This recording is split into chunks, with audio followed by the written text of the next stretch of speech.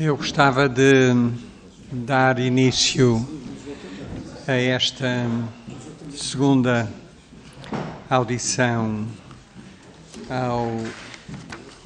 ao Sr. Professor Domingos Fernandes, Presidente do CNE, e que se foca na questão dos efeitos da pandemia do Covid-19 na educação. Uma parte deste tema já foi abordado, era inevitável na primeira, mas aqui o foco é precisamente sobre essa questão. A grelha é exatamente a mesma. O Sr. Professor, o Sr. Presidente do CNE falará os 15 minutos mais ou menos e depois a diferença ficará para a intervenção final e todos os deputados terão os 5 minutos para fazerem os seus comentários e fazerem as suas perguntas. Isto é a primeira vez, não é a primeira, mas é a primeira vez em termos de uma audição quase que regimental do Sr. Presidente da Comissão de Educação. Não é a palavra certa, mas é a primeira vez que estamos aqui a ouvi-lo detalhadamente e, portanto, também pode imaginar que há imensas questões que gostariam de lhe pôr, mas que terão que ser, provavelmente, tratadas em reuniões posteriores. Eu passava-lhe de imediato a palavra, novamente com o tempo a contar ali em cima. Muito obrigado, Sr. Presidente, Senhoras Deputadas e Senhores Deputados. É com todo o gosto que eu vou apresentar algumas linhas gerais do estudo que foi solicitado através de uma resolução da Assembleia da República ao CNE, intitulado Efeitos da Pandemia Covid-19 na Educação, Desigualdades e Medidas de Equidade. Foi uma deliberação da Assembleia da República, o que nos traz sempre uma grande satisfação, é o clima que eu encontro no CNE, é a satisfação que existe quando a Assembleia da República ou outros intervenientes solicitam estudos para que nós possamos conhecer de algum modo com mais profundidade a situação em que nos encontramos e, neste caso, muito particularmente relacionado com a pandemia. Como já aqui foi referido, a pandemia trouxe, e este relatório evidencia bastante esse aspecto, trouxe à luz desigualdades que são geradas na sociedade, não é? E mostrou-as de forma gritante, em alguns casos, não é? E isso passou por uma diversidade de indicadores, se assim se pode dizer, que foi possível perceber, desde o acesso das crianças e dos jovens, mas muito particularmente das crianças do primeiro ciclo, aos meios digitais, aos computadores ou smartphones, se me permitem a expressão, para poderem estar conectados online com os seus professores e com as suas escolas. Portanto, esta situação é uma situação bastante evidenciada no estudo, mas as coisas não se ficam só por aí, quer dizer, porque o que se verificou, e penso que não seria propriamente uma grande novidade para muitos de nós, é as dificuldades de diferente natureza que essas crianças tinham em suas casas, não é? Desde as questões relacionadas com o espaço, desde as questões da insuficiência da preparação dos seus pais ou encarregados de educação para os poder acompanhar, e aqui, desculpem a insistência, sobretudo nas crianças do primeiro ciclo. É evidente que a pandemia afetou todos os alunos, mas afetou mais as crianças de tenra idade, digamos assim, do que, e isto já é, enfim, uma investigação em termos internacionais que tem alguma solidez, muito mais do que, por exemplo, os alunos do ensino superior. Eu aí, enfim, tive a minha experiência também e devo dizer-lhes que eu assim como muitos colegas meus, na universidade a que pertenço,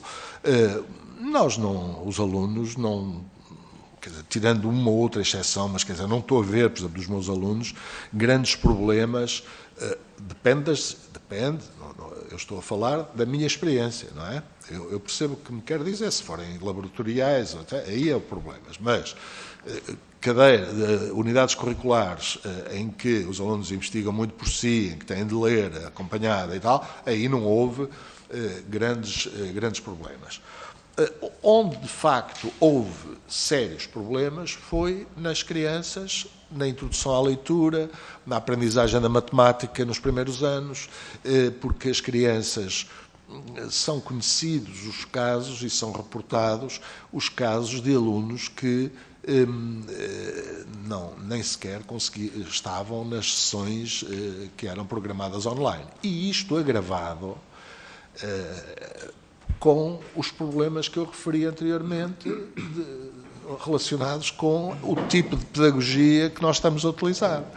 Porque, como é humano, eu penso que todos perceberemos isso, o que aconteceu foi que muitos docentes, e é isso que o relatório também evidencia, fizeram uma translação do currículo que se diz na sala de aula, ou seja, daquele que emite e aquele que ouve, para a situação online. E foi isto que se passou. E um dos grandes sentidos de pânico para um conjunto significativo de professores foi como é que eu agora aplico testes aos meus alunos. Este era o grande problema que se debatia em muitas escolas e em muitos agrupamentos. Portanto, o grande problema não é se os meninos estão a aprender ou não estão a aprender. É como é que eu os vou testar. E até há programas, não sei se sabem, com certeza que sabem, que até permitem controlar à distância para eles fazerem os testes em casa. Isto é muito usado nos Estados Unidos ou em alguns estados dos Estados Unidos. Mas, quer dizer, esta questão realmente prende-se com algo que a leitura deste relatório, desta investigação, do relatório desta investigação, me suscitou e que eu já referi e não posso deixar de referir. Porquê? Porque considero que é algo incontornável. Quer dizer, nós, para alterarmos significativamente, e eu já o disse anteriormente, talvez de uma outra forma, os efeitos nefastos da pandemia, nós temos de fazer um esforço muito grande para trabalhar de uma outra forma. E temos de dar o nosso contributo, como Conselho Nacional de Educação, junto da sociedade, temos de dar esse contributo para que as pessoas percebam, para que as pessoas debatam, para que as pessoas reflitam acerca da necessidade de encararmos o currículo, ou melhor, encararmos o desenvolvimento do currículo de uma outra forma. Portanto, nós temos de alterar o paradigma, no fundo, que tem prevalecido nos últimos 100 anos, não é? Que é o de uma educação que segue o modelo fabril. Isto às vezes custa muito ouvir, mas a verdade é que é, em grande parte, o modelo fabril aquele que prevalece nas instituições. E nós, com o modelo fabril, já percebemos que não vamos... Isto questiona a própria organização da escola. Isto questiona a organização e funcionamento pedagógico da escola. Isto questiona a forma como nós desenvolvemos o currículo. E poderão eventualmente estar a dizer assim, mas este indivíduo não está a falar da investigação. Não estou a falar dos detalhes da investigação, mas estou a falar da reflexão que a investigação me suscita, daquilo que eu tiro desta investigação como absolutamente fundamental para o futuro. Não é? E já falamos aqui da questão, por exemplo, dos professores, que é outra questão incontornável e que decorre também sobretudo da primeira parte. Como sabem, o relatório está organizado em duas partes. Numa primeira parte, lidamos mais com as questões do ensino básico e secundário. E reparem que esta primeira parte é baseada em investigações, portanto, não é uma investigação primária são investigações secundárias, que, aliás, por natureza, a meta-análise na origem, como sabem, é uma técnica estatística, mas hoje em dia usamos o termo meta-análise para nos referirmos à análise da análise. Portanto, o que aconteceu aqui foi que os técnicos do Conselho Nacional de Educação tiveram a oportunidade para analisar um conjunto significativo de relatórios, de investigações internacionais, e eu penso que esta estratégia foi uma estratégia particularmente feliz, ver o que é que, em termos internacionais, nós podíamos dizer acerca desta questão das desigualdades. Quer dizer, no fundo, não há aqui grandes novidades. Já aqui foi dito, por senhoras e senhores deputados, as desigualdades já lá estão, já vêm de trás, não é? Portanto, desse ponto de vista, quer dizer, elas foram, os alunos e as alunas, as meninas e os meninos que mais sofreram com a pandemia, foram precisamente os mais vulneráveis, não é? E aí isso não é só em termos nacionais, mas é em termos internacionais. Portanto, evidentemente que o nosso país, com os problemas estruturais que tem, os problemas que a sociedade tem, porque aqui há coisas que nós temos que começar a perceber, quer dizer, é que há coisas que são atribuídas à escola e a sociedade passa ao lado, quer dizer, como se a sociedade não tivesse qualquer responsabilidade na educação e na formação das pessoas. E tem. Não pode ser tudo dentro da escola, porque senão caímos naquilo que eu referi há pouco como o transbordamento da escola. Mas voltando à metodologia que foi utilizada, foram também analisados os estudos que foram feitos em Portugal. Portanto, foram feitos análises a estudos internacionais e a estudos nacionais, e acho que houve aqui um cuidado particular com questões que normalmente nas ciências sociais em geral e na educação em particular nem sempre merecem a devida atenção. Eu apreciei bastante que o Conselho, e como digo, repito, desculpa-me, estou a me repetir, mas eu não tive nada a ver com isto, eu não sequer estava lá, e portanto apreciei muito o cuidado com a definição dos conceitos, com a clarificação dos conceitos.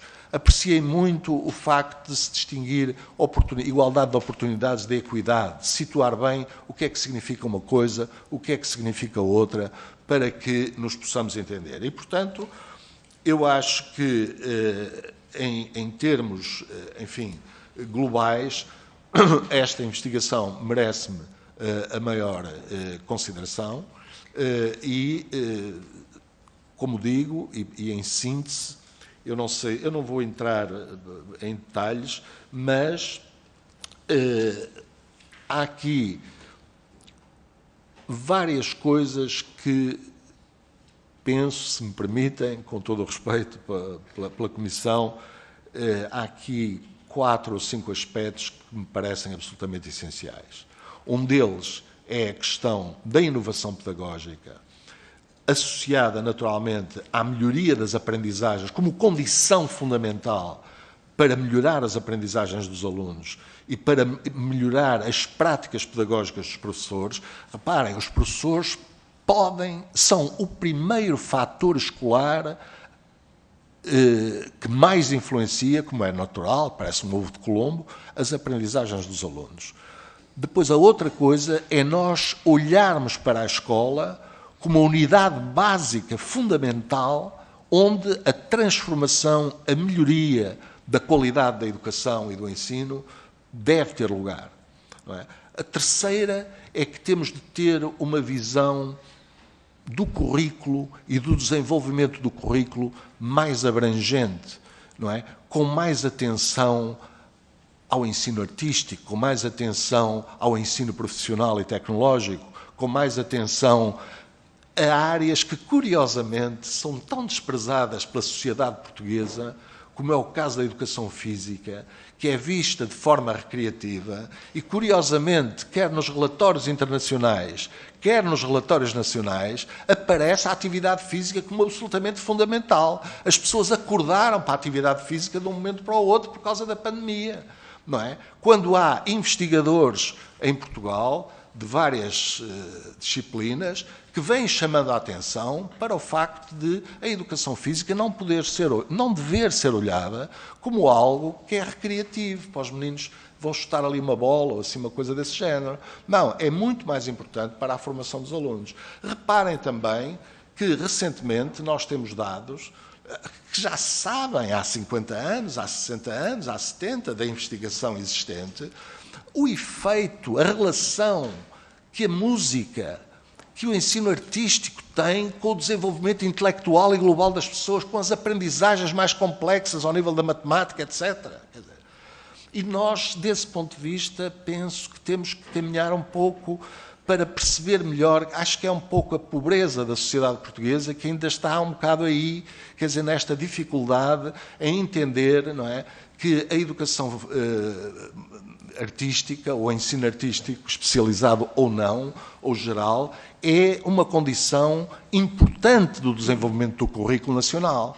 Ele está previsto no perfil dos alunos à saída da escolaridade obrigatória, que é, de facto, um documento que eu penso que é um documento de referência muito importante para orientar o desenvolvimento do currículo. Portanto, inovação, escola, currículo, professores. Os professores são absolutamente incontornáveis. Nós não podemos, não conseguimos prosseguir o desígnio da melhoria sem os professores. Eles são absolutos. E isto passa por um conjunto de coisas que todos nós estamos com certeza a pensar e que já foram aqui algumas referidas. E finalmente, nós temos, com tudo isto, com certeza, condições para fazer aquilo que nos preocupa a todos, julgo eu, que é a democratização, não é? E o combate às desigualdades dentro do sistema educativo. Sr. Presidente, eu fico por aqui. Muito obrigado. Muito obrigado, Sr. Presidente. Obrigado também pelos tempos. Eu passava de imediato a palavra à Sra. Deputada Maria João Castro, do Partido Socialista, para a sua intervenção. Obrigada, Sr. Presidente. Portanto, cumprimento as senhoras e os senhores deputados e, especialmente, o Sr. Presidente e o Sr. Secretário-Geral do CNE, a quem agradeço a vossa presença para apresentar este estudo sobre os efeitos da pandemia Covid-19 nas comunidades educativas, solicitado pela Assembleia da República a pedido do Partido Socialista, que na altura considerou e ainda acha que este assunto é de enorme importância. É um estudo bastante profundo, fruto de uma investigação séria e que se, portanto, articula, como foi dito, com outros estudos, quer a nível nacional, quer a nível internacional, porque este, de facto, não foi um problema português, foi em todo o mundo.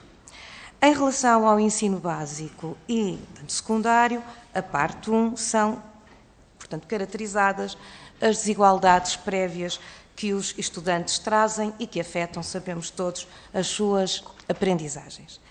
Mas também se diz neste estudo que os dados pré-Covid mostravam alguns indicadores muito positivos relativamente à mitigação dessas desigualdades no acesso à educação. Portanto, a escola importa e conta. Claro que a pandemia agravou todas estas desigualdades, porque o confinamento, o recurso ao ensino à distância, não alterou apenas os espaços, mas também as condições, portanto, de aprendizagem, penalizando, como já foi dito aqui, os alunos mais frágeis, dos meios socioeconómicos mais pobres, das regiões rurais ou da periferia urbana, das famílias, portanto, migrantes e também os alunos com necessidades educativas, portanto, com necessidades educativas específicas que foram particularmente, digamos, afetados pela pandemia.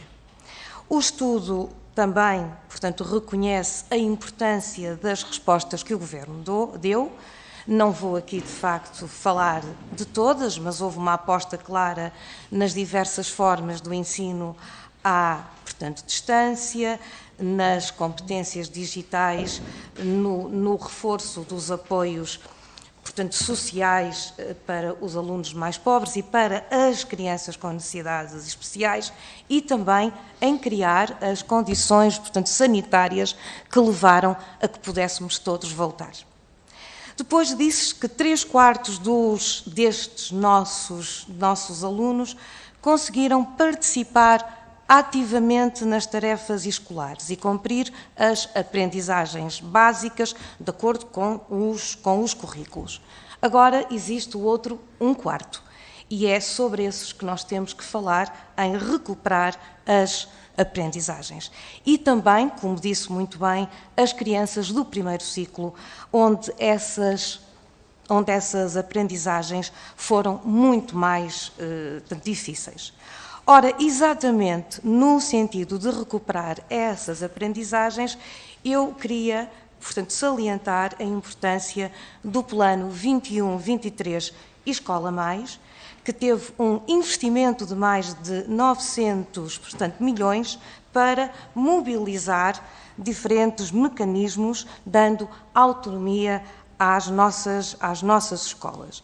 E eu queria exatamente ouvi-lo sobre, havendo já dados sobre a aplicação deste mesmo, portanto, plano, qual a importância que acha que ele está a ter em, portanto, recuperar as desigualdades, sobretudo dos que ficaram para trás. Positivos são também os índices dos alunos que, portanto, concluíram o ensino obrigatório e que tiveram acesso ao ensino superior. E eu queria dizer aqui que a escola nunca fechou. Algumas escolas até ficaram abertas do ponto de vista físico para casos muito específicos, mas as escolas ficaram sempre abertas e houve um esforço enorme que os professores, de facto, portanto, fizeram em que se adaptaram, diversificaram os seus métodos e muitos inovaram. Eu penso que temos aqui respostas muito importantes para, digamos, o futuro, e isto mostrou como a escola pública é um espaço não apenas de, digamos, aprendizagem, mas de cidadania, portanto, democrática. A parte 2 é sobre o ensino superior, eu já não tenho tempo, era só realmente para, portanto, mostrar que aí digamos, transição foi muito mais fácil e mais rápida, por razões óbvias, no acesso ao ensino, portanto, digital e, no fundo, só, portanto, um pouco dando pistas para mudanças muito importantes, mas há uma pergunta que eu lhe queria tanto fazer. É que os alunos do ensino superior falam muito das questões de saúde mental. É a grande queixa deles e sobre isso eu gostava de ouvir. Obrigada. Obrigado, Sra. Deputada. Eu passo agora a palavra à Sra. Deputada Cláudia André, do PSD. Muito obrigada, Sr. Presidente. Bom, gostaria de cumprimentar em primeiro lugar o Sr. Presidente, o Sr. Secretário-Geral, agradecer a amabilidade desta apresentação, aos colegas, senhoras e senhores deputados, e congratular o trabalho desenvolvido pelo CNE e a todas as pessoas que contribuíram para o mesmo. Este relatório identifica alguns problemas que são preocupantes.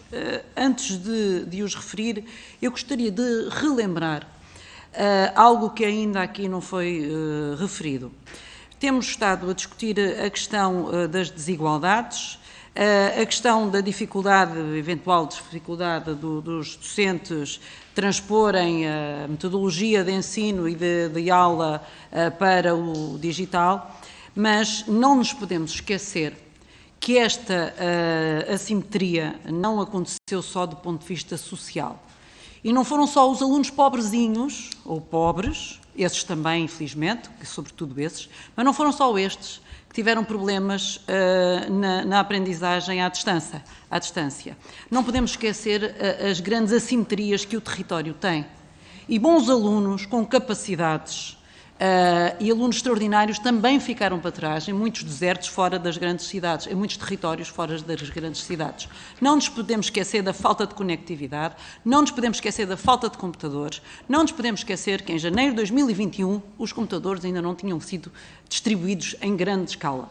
Tiveram um início em dezembro de 2020, mas sabemos que nesta altura ainda não tinham sido distribuídos. Portanto, além das questões financeiras, porque um aluno no primeiro ciclo não tem que ter um computador em casa e, portanto, isto não significa que a família não tenha capacidade financeira, mas o que é facto é que muitos dos, mesmo que tivessem, não tinham capacidade de aceder à internet. Não só os alunos, como os próprios professores.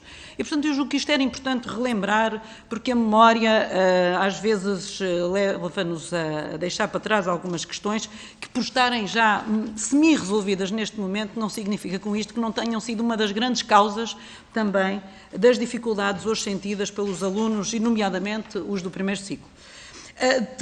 Trazia identificadas aqui algumas questões que o estudo demonstra como há muitas lacunas que nos devem preocupar. As medidas para reverter lacunas de aprendizagem foram e continuam a ser uma das principais preocupações da comunidade educativa, refere o estudo. As dificuldades de aprendizagem aumentaram, tendo sido mais percepcionadas pelos professores de primeiro ciclo, porque aí todos concordamos. E, portanto, realmente existem algumas dificuldades e surgiram grandes dificuldades para a recuperação de aprendizagens. Assim, o Governo apresenta também em 2021, em junho, passado mais de um ano e meio de termos ido para confinamento, o Plano de Recuperação das Aprendizagens. Sabemos, por todas as razões que foram identificadas no estudo e muitas outras que são identificadas noutros estudos, que este plano de recuperação de aprendizagens tem algumas lacunas. Portanto, sabemos que há 2 relatórios, mas são relatórios autoavaliativos. E também sabemos, e por isso nós temos que nos basear noutros números, não é que seja determinante, mas sabemos que, por exemplo, 4.000 alunos do 9º ano este ano tiveram 0 ou 0,5% na prova final de matemática e 58% tiveram negativa a matemática no 9º ano. E, portanto, isto são sinais que têm que nos servir de alguma forma de aferição sobre os problemas ou as lacunas deste plano de recuperação de aprendizagens. O Conselho de Escola já tinha alertado em fevereiro, vou citar: os esforços do Ministério da Educação foram insuficientes para permitir neste momento a recuperação das aprendizagens expectáveis e desejáveis, não se tendo conseguido recolocar as condições mínimas para garantir a igualdade de oportunidades e equidade no processo educativo. O mesmo Conselho de Escolas refere que houve aumento de situações de desigualdade em todo o território nacional, alterações constantes nos horários dos alunos e professores decorrentes da substituição de professores, ineficácia dos apoios do primeiro ciclo, uma vez que os professores afetos ao apoio educativo estiveram constantemente a fazer substituições, desvinculação de horas de professores implementados ao plano 21-20 para assegurar aulas e turmas porque faltavam professores, etc. Portanto, a minha questão sobre este assunto diz respeito ao seguinte: estará o CNE proposto e vai-se propor a fazer ou a concretizar algum estudo mais aprofundado sobre esta recuperação de aprendizagens? Ou seja, propõe-se efetivar uma recomendação que coloca no seu próprio estudo, que diz: a educação deve investir na construção de sistemas e dados eficazes que permitam a recolha e o tratamento de dados orientados para a melhoria das respostas, que combatam desigualdades e garantam a justiça e a equidade. Pergunto exatamente o mesmo sobre o ensino superior. Está disposto a fazer algum estudo sobre a monitorização do abandono escolar nas instituições de ensino superior, uma vez que os dados não são muito, enfim, consistentes, aqueles que temos nos dias de hoje? Muito obrigada pela tolerância, Sr. Presidente. Muito obrigado, Sra. Deputada. Passo de imediato a palavra ao Sr. Deputado Gabriel Mitar Ribeiro, do Chega.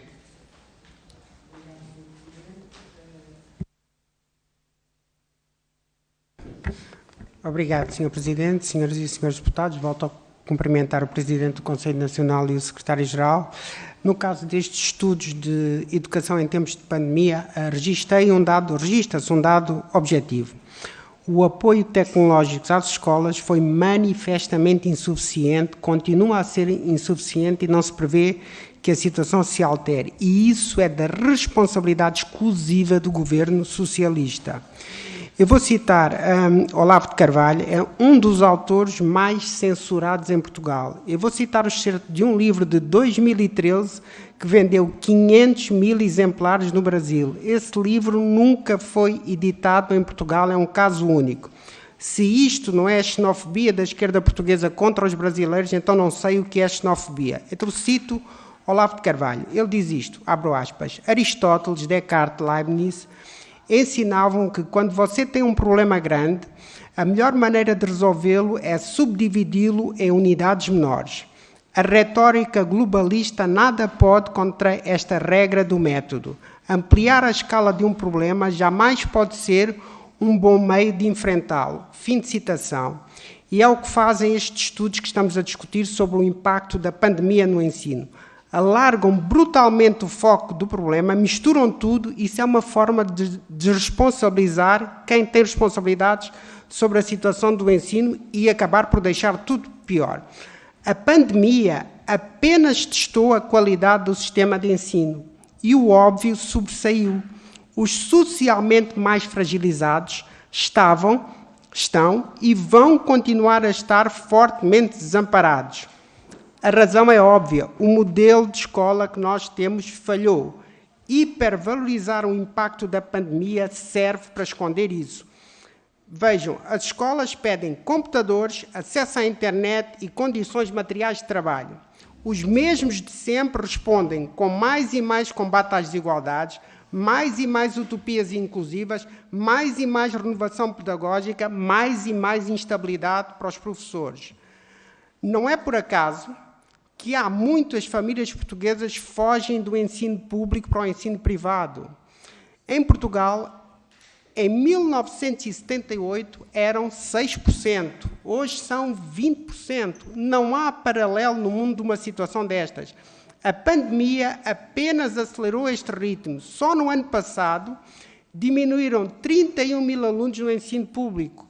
No privado, aumentaram 6 mil. Isto em tempos de forte perda de poder de compra das classes médias. Por outro lado, uma outra nota, a pandemia começou no ano letivo 2019-2020. Já passou o ano letivo 2020-2021. Daqui a meses começa o ano letivo 2022-2023. Há alunos que, entretanto, vão completar, por exemplo, o terceiro ciclo, 7º, 8º e 9º anos, ou o secundário, 10º, 11º e 12º anos. Eles vão sair do ensino enquanto nós continuamos a discutir como é que vamos recuperar as aprendizagens deles. E vamos lançando ideias e planos de recuperação de aprendizagens um pouco às cegas sobre o que de facto foi a situação. Há um dado demasiado óbvio. Os sistemas compostos por pessoas não são estáticos no tempo, nunca estão em estado de repouso, possuem uma forte capacidade de se adaptarem por si mesmos. Os professores e as escolas fizeram isso e não fizeram mais, foi por falta de qualidade da orientação política do ensino. E será que quem está fora das escolas, como políticos e académicos, não têm a obrigação de perceber este princípio elementar? É que são tão destrutivos das sociedades e das suas instituições, como as escolas, aqueles que estão sempre quietos e calados e fingem que não se passa nada. Como são destrutivos aqueles que nunca sabem estar quietos e calados, os ativistas, os que não permitem que as instituições vivam a tranquilidade da sua autonomia. Portanto, eu deixo aqui mais estas pistas de reflexão ao Conselho Nacional de Educação, na pessoa do Sr. Professor Domingos Fernandes. Muito obrigado. Muito obrigado, Sr. Deputado. Passo de imediato a palavra à Sra. Deputada Carla Castro, da Iniciativa Liberal, para a sua intervenção. Obrigado, Sr. Presidente, Srs. Deputados. Agradeço de novo o estudo ao Sr. Presidente e ao Sr. Secretário-Geral do Conselho Nacional de Educação, mais uma vez, elementos bastante valiosos. Começo também pelo tema do ensino à distância como fator indutor de desigualdades, um tema que já tem vindo aqui a ser abordado nesta sessão. Para fazer face aos confinamentos, o ensino à distância surgiu como uma solução de emergência, uma solução perante diferentes contextos dos alunos, familiares, individuais, escolares, de ensino. Em termos familiares, implicou que os alunos tivessem computador, internet de qualidade, redes, espaço com condições adequadas, aprendizagens, acompanhamento das tarefas escolares.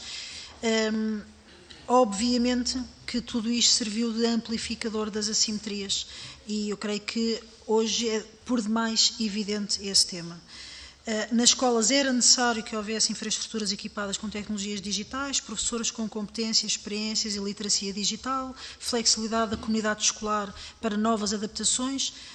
Retive o termo que comentou da inovação pedagógica, para além de, obviamente, do equipamento dos professores e da escola em geral. Portanto, estas desigualdades saltaram à vista. Há um dado relatório que é dramático, que é, em Portugal, a falta de computadores eficientes e a debilidade de rede internet afetaram mais de 75% dos alunos. Este valor é dramático. Sobretudo quando, e não posso deixar de dizer, tanta propaganda se faz à volta destes equipamentos. O que me faz, aliás, peço agora por uma nota lateral, fiquei extremamente chocada com a intervenção da deputada do Partido Socialista quando diz que as escolas não fecharam. Voltaremos certamente a estes temas, voltaremos a esse tema. Portanto, o Governo distribuiu tardiamente computadores pelos alunos, pelos professores, e algumas questões sobre este tema. Considera que as escolas estão neste momento adaptadas e capacitadas para as soluções digitais, como é necessário, seja para modelos híbridos de ensino, seja para alguma eventualidade semelhante no futuro? Gostaria também de saber se das recomendações da escola no pós-pandemia, desafios e estratégias, se tiveram pareceres da equipa ministerial, que recomendações prevêem que sejam adotadas? Se prevêem algum estudo sobre infraestruturas digitais nas escolas em Portugal, pré e pós-pandemia? E, por fim, em relação à tal inovação pedagógica, que evidências têm de formação dos docentes?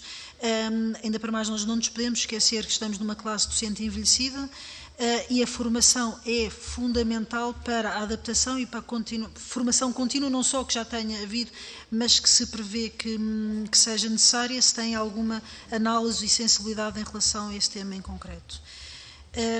Outro tema que nos preocupa também relacionado com o ensino à distância e com o impacto é a retenção e o conceito do sucesso escolar.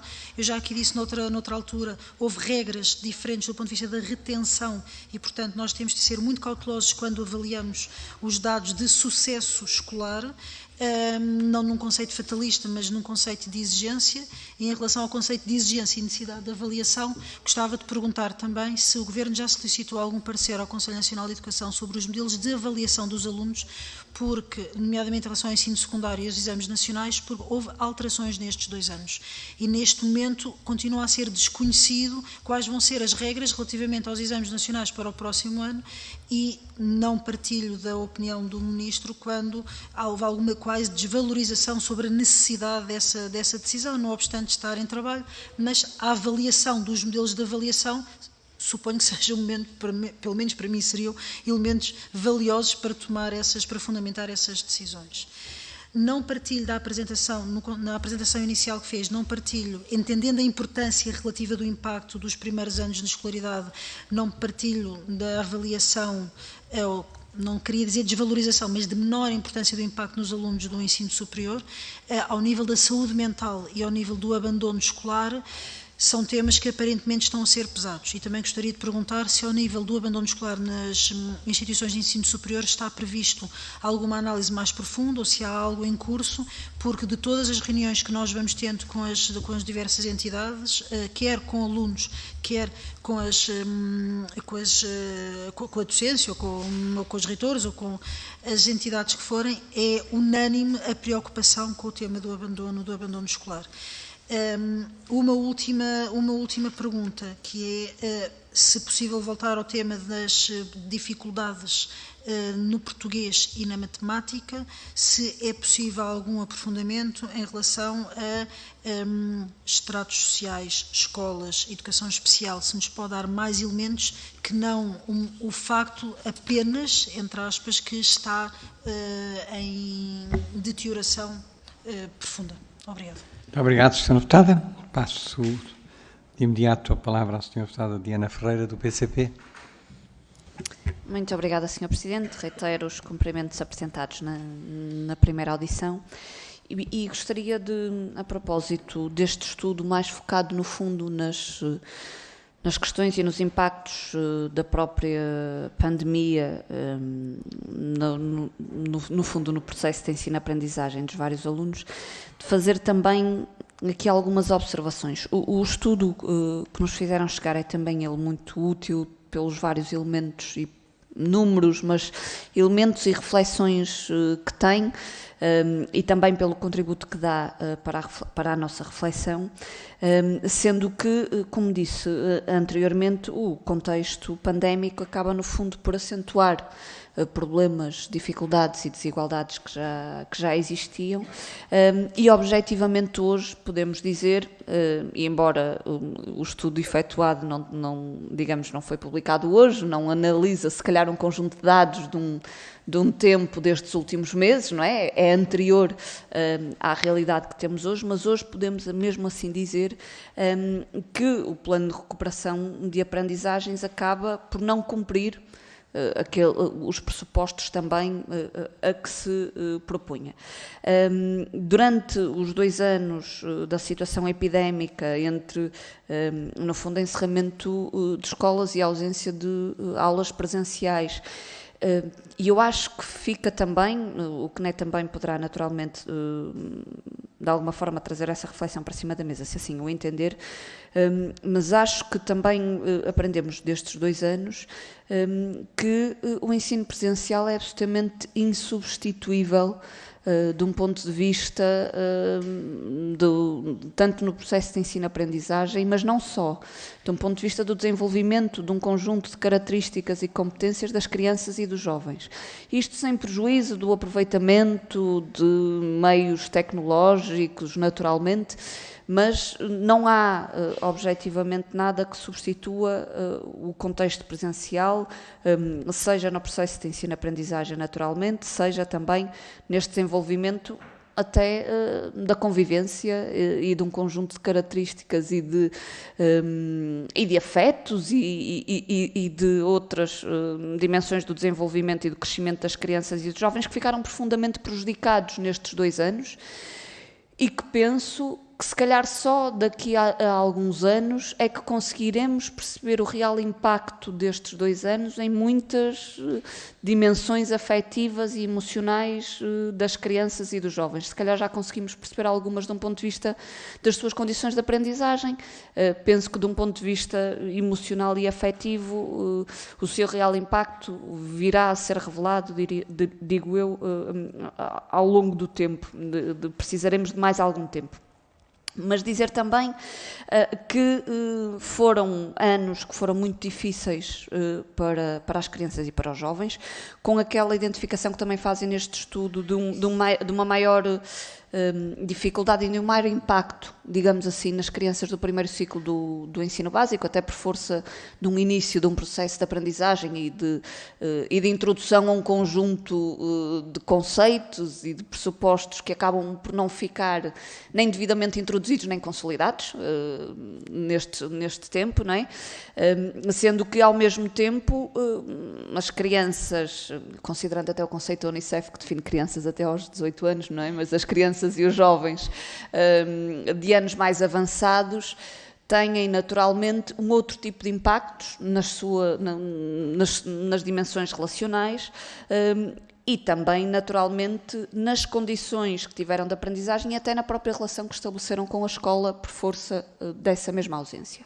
Junta-se ainda as questões que já foram aqui faladas das condições de acesso aos mecanismos que foram colocados ou que foram escolhidos para tentar manter algum nível de aprendizagem em todo este tempo. Objetivamente, uma grande percentagem das crianças não tem e não teve acesso aos equipamentos informáticos. Aliás, há crianças que receberam os prometidos computadores há 2 ou 3 meses atrás, ou seja, objetivamente, durante o tempo do encerramento das escolas, da ausência de ensino presencial, isso não foi uma solução, um problema que tivesse sido superado para todas as crianças, e isso tem naturalmente impactos. A questão do acesso à internet, além das questões geográficas que por si só também são diferenciais no nosso país, ou seja, as matérias de educação não se resumem à área metropolitana de Lisboa e do Porto nem às grandes cidades, por isso o acesso à internet é naturalmente diferenciado, mas também muitas vezes famílias que não têm objetivamente condições de ter essa ligação em casa. Além das questões, e mesmo para terminar, Sr. Presidente, uma das matérias que é referida no estudo e que eu penso que é importante são as condições das habitações de muitas das crianças e jovens para efetivamente poderem também assistir, ou poderem ter assistido remotamente a um conjunto de aulas. Por isso, tudo isto são preocupações que nós temos e achamos que o plano de recuperação e aprendizagens efetivamente não superou todos estes problemas ao fim de todo este tempo. Muito obrigada, Sr. Presidente. Muito obrigado, Sra. Deputada. A Sra. Deputada Portanto, Sr. Maria Presidente, João. eu tenho que fazer uma interpelação, uma vez que foi visada, que fui, portanto, visada naquilo que eu disse e chocou tanto a Sra. Deputada Carla Castro. Mas eu cito o estudo em apreço, na página 101, se quiser ir ler. A escola não fechou. Mesmo quando os estabelecimentos de ensino encerraram e apenas, portanto, recebiam no seu espaço grupos restritos de alunos. Foi uma, portanto, organização virtual, mas em funções plenas, que continuou a exercer o seu papel de instituição, portanto, responsável pela... Pode enviar essa informação, pronto, eu penso Sra. que Deputada deve estar, de facto, muito chocada com o estudo.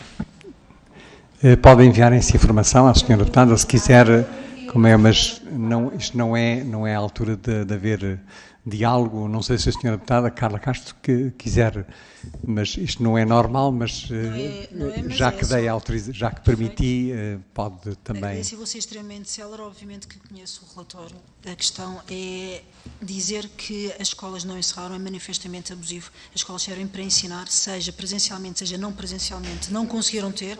Portugal foi dos países com escolas encerradas mais tempo e virtualmente, como sabe muito bem todos nós nesta casa, que não foram dadas condições para as escolas públicas, que não tiveram condições de ensino não presencial. Portanto, é manifestamente o abuso e, portanto, o choque continua assim. Obrigado. Bem, muito obrigado, Sra. Deputada.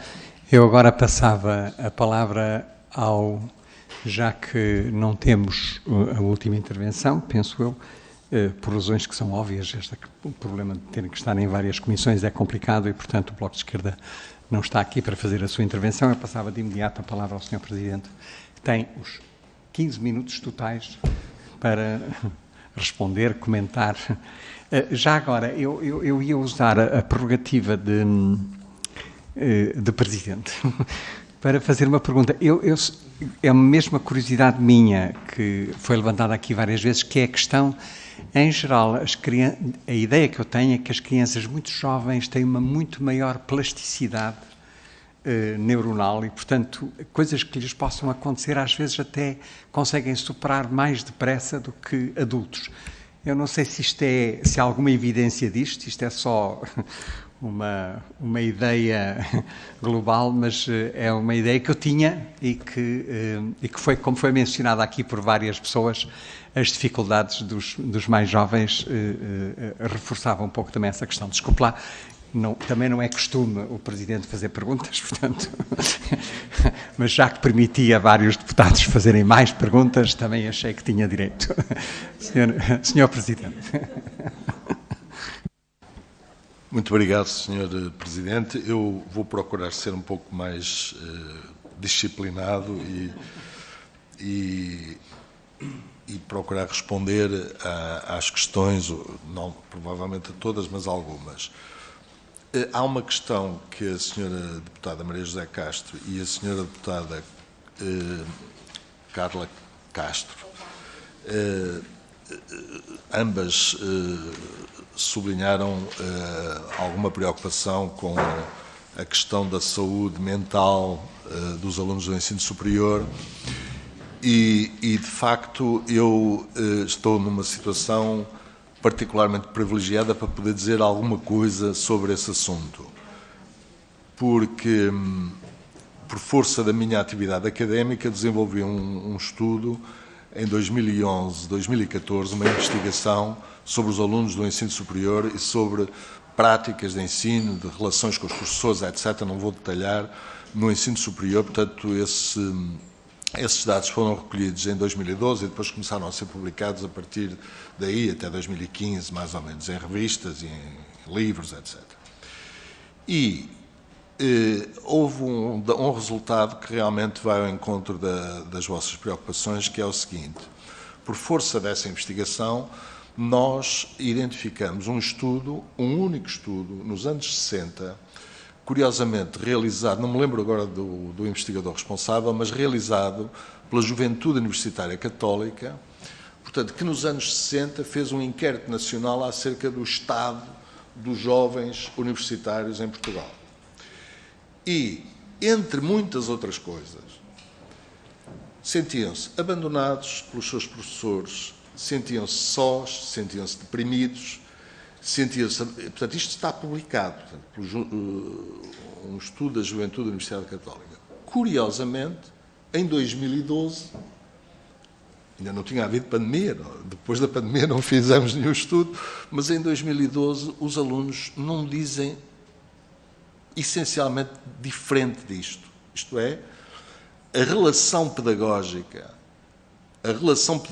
no ensino superior, de acordo com os alunos, do ponto de vista dos alunos, deixa bastante a desejar. Estou a falar do ponto de vista dos alunos que nos responderam e, portanto, sentem-se sós, sentem-se abandonados, sentem que os professores desistem deles, sentem que os professores não interagem com eles, tirando, naturalmente, algumas exceções. Não é? Aliás, nesse estudo, o que se verificou foi que havia cerca de 25%, uma parte quantitativa do estudo, 25% dos docentes do ensino superior poderiam cair, digamos, numa categoria que nós podemos considerar inovadores, em que partilhavam com os alunos, interagiam com os alunos frequentemente, inquiriam sobre como é que eles estavam, etc. Portanto, a questão da saúde mental provocada pela pandemia, o panorama de partida, se pensarmos que é este, provavelmente não fez muito bem. Não é? Portanto, a situação socioemocional dos alunos, eu desconheço estudos que tenham sido feitos a propósito disto. Há alguns dados, mas, quer dizer, eu penso que seria necessário, e será necessário, aprofundar melhor. Quanto à importância do plano 21-23, que foi muito referido, quer do ponto de vista positivo, quer do ponto de vista negativo, eu julgo negativo ou de, enfim, não ter tido os resultados que eventualmente se poderiam esperar. Eu acho que o Conselho Nacional de Educação pode dar algum contributo a este nível através dos estudos que eu aqui referi, que há a intenção do Conselho Nacional de Educação de desenvolver, nomeadamente estudos de casos intrínsecos em escolas, como eu já disse há pouco, não vou repetir, em que nós vamos ter a preocupação de procurar detalhar e perceber exatamente o que é que se está a passar dentro de algumas escolas. Evidentemente que o estudo de caso não podemos ter 300 estudos de caso, como eventualmente gostaríamos, mas vamos fazendo a pouco e pouco, ao longo do tempo, esses estudos.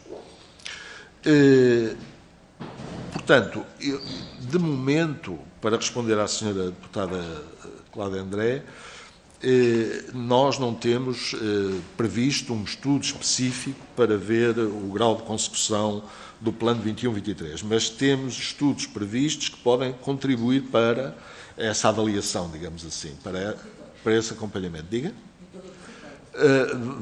Não sei se é possível em todo o território, quer dizer, porque... Pois, a extensão é sempre um problema, dados os recursos humanos que existem. Quer dizer, nós, se tivermos mais pessoas, talvez possamos fazer mais, não é? Mas, de qualquer maneira, é um assunto que, naturalmente, merece toda a atenção e, além do mais, quer dizer, nós podemos sempre ter outras possibilidades no sentido de fazer um estudo talvez mais abrangente. A questão da monitorização do abandono no ensino superior realmente é uma questão que preocupa bastante os setores universitários e preocupa naturalmente a sociedade. É um assunto que o ensino superior, nós também posso dizer, enfim, vamos ter uma comissão especializada muito vocacionada para o ensino superior e esperemos que esses aspectos, como outros que aqui foram referidos, possam ser abordados.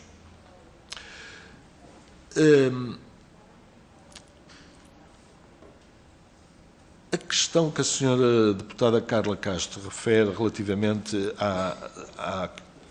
ao digital, ou ao facto de as escolas, os professores estarem ou não preparados para o digital, eu acho que é uma questão muitíssimo pertinente e muitíssimo complexa para responder. Porque as questões do digital, se me permite a minha convicção profunda, não são questões técnicas. Estão muito longe de serem questões técnicas, não é? São questões de natureza cultural, são questões de natureza pedagógica e são questões de concepções que as pessoas têm relativamente à utilização desses materiais com fins pedagógicos que valham a pena, se me permite a expressão, não é? O exemplo, enfim, mais linear que posso dar é a utilização massiva dos chamados PowerPoints, não é? Que não são mais, em muitas circunstâncias, do que livros que são projetados na parede, não é? E isso no ensino superior é uma coisa que eu conheço bem e que é muito interessante, que até deu origem, enfim, a um colega da Universidade de Barcelona dizer que havia um fenómeno de muerte por PowerPoint. E eu perguntei-lhe qual era o fenómeno. É que os alunos estão a olhar para o PowerPoint, estão a ler de cima a baixo, estão ali a olhar e às tantas, pumba, adormecem. E é muerte por PowerPoint. Ora bom, nós temos aqui depois, eventualmente, até uma excelente avaliação desse professor, porque está a usar as novas tecnologias, não é? Portanto, não me leva mal esta abordagem, mas, enfim, um bocado mais relaxada, mas a questão é pertinente, eu acho que é muito importante, e aquilo que eu acredito é que a formação, tanto quanto sei, que está a ser feita um pouco por todo o país neste âmbito, contemple, de facto, esta preocupação da cultura, tem que ser incorporado na cultura do professor. E isso, sabe que estas questões culturais não são de um dia para o outro, as questões de concepções das pessoas não são de um dia para o outro.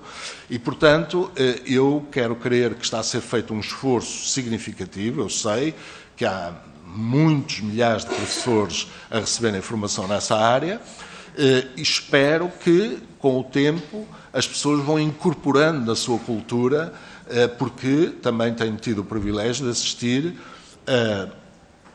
a extraordinárias sessões com alunos e alunos que aprendem, e mesmo alunos que muitas vezes, enfim, são identificados como com mais dificuldades em seguir as coisas e tal, e que com esses meios conseguem, até com smartphones, não são precisos computadores. Aliás, há investigadores e há pessoas que pensam sobre estas coisas que até acham que os smartphones serviriam perfeitamente para os propósitos que se pretendem.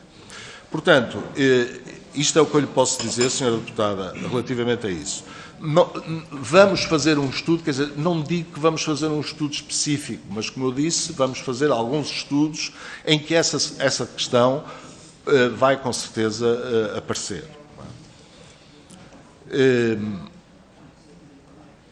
O Governo realmente não pediu ainda nenhum nível, relativamente à questão da avaliação, não pediu ainda nenhum parecer sobre o assunto. É realmente uma questão que, tanto quanto me é possível perceber, será a curto prazo equacionada pelo Governo, não é? E depois, em função disso, vamos ver se nos pede parecer ou se toma outras decisões. Em função disso, nós... Sobre a questão da saúde mental e abandono escolar no superior, já fiz alguma referência. Os detalhes, se eu percebi bem a questão, os detalhes das dificuldades no português e da matemática, nós realmente, eu pelo menos não conheço, quer dizer, não conheço detalhes que tenham sido explorados e E passando agora para a senhora deputada Diana Ferreira, desta vez não me enganei no nome, espero não me voltar a enganar, a questão do plano de recuperação é indubitavelmente uma questão importante e nós não podemos deixar, eu acho que nós não podemos ignorá-la, sem dúvida. Quer dizer, agora, a forma como o Conselho vai acompanhar, o Conselho naturalmente está aqui para dialogar tão profundamente quanto possível com a Assembleia da República, responder às suas solicitações, assim como as solicitações do Governo, mas também tem algumas ideias, também pensa. E, portanto, nós vamos procurar incorporar o mais possível essa preocupação que foi aqui manifesta e clara nos trabalhos que temos em vista. Não é? É aquilo que eu posso dizer. E, relativamente à questão do Sr. Presidente, last but not least, eu diria que penso que quando as pessoas referem esta dificuldade, eu por acaso lembrei-me de uns estudos que vi há muitos anos, tive uma grande professora nessas áreas, enfim, há muitos anos, e realmente eu fiquei muito surpreendido na altura com as questões que foram ali equacionadas, que eram as questões da fome. Nomeadamente em muitos países em que as crianças eram severamente afetadas pela fome e era incrível a recuperação que as crianças, muito ainda meses, crianças com meses, com um ano, a recuperação para situações de normalidade que eu jamais acreditaria que fosse possível. Não é? Isto para ir ao encontro, o Sr. Professor sabe isso melhor que eu. Agora, a questão que nós estamos aqui a falar é a questão da iniciação à leitura. É a iniciação à leitura e iniciação aos conceitos matemáticos base que as crianças não tiveram oportunidade no primeiro ano, ou tiveram muito poucas oportunidades, não é? Muitas delas, e portanto, isso, eu acho que isso tem de ser acompanhado com alguma atenção. Não é? Porque, repare, Sr. Presidente, mesmo antes da pandemia, nós temos situações identificadas no país de crianças no terceiro ano de escolaridade que não sabem ler nem escrever. E isso é uma situação que o sistema está organizado ou desorganizado de tal maneira que, às tantas, essas crianças começam a perdem o comboio, se me permite a expressão. E eu acho que era mais nisso que estávamos a falar aqui, mas eu também não sou especialista nessa área, não é? Não sou especialista, mas acho que é muito difícil. As crianças depois deixam de ler, depois as outras leem e depois vão ficando cada vez mais para trás até chegarmos àquelas situações de crianças com 11, 12 anos ainda no primeiro ciclo de escolaridade. Sr. Presidente, eu, por mim... Muito obrigado. Muito obrigado por estes esclarecimentos que nos trouxe e dar de novo as boas-vindas a esta comissão. Eu penso que percebeu das perguntas que lhe foram dirigidas que é um tema de imenso interesse para todos os grupos parlamentares. Isto é uma questão e não teriam nunca um número suficiente de investigadores para fazer tudo aquilo que a gente gostaria que fizessem. Quer dizer, isso não vai ser possível. Portanto, vão ter que escolher algumas prioridades. De qualquer maneira, agradeço a vossa presença aqui e espero poder ver-vos brevemente, novamente, e desejo umas boas férias. Muito a todos. Muito obrigado, Sr. Presidente. Vamos fazer um intervalo de 5 minutos também antes de começar a próxima. Boas férias a todos, Sr. Presidente. Não. Quando chegarmos ao fim, eu também vos desejo. Agora é precoce. Não jogou que se podem ir embora já, não podem. É só para avisar.